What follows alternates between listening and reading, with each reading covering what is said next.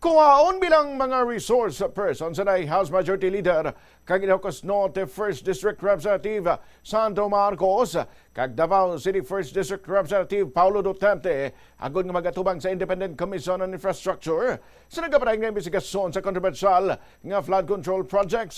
Magluwas kay Marcos kag Duterte pagkaimbitaron man ang iban pa nga mga mamlida nga mangin resource persons nga nagalakip kanday Laguna 1st District Representative Benjamin Agaraw Jr., Bulacan 1st District Representative Danilo Domingo kag Benguet Lone District Representative Eric Quiapa unagin pahayag sa ICI nga handa ini nga mag-live stream sa ilang hearing parte sa anomalya sa flood control kag nagahulat na lang sang resource person nga magapasugod nga i-live stream ang ilang testimonya.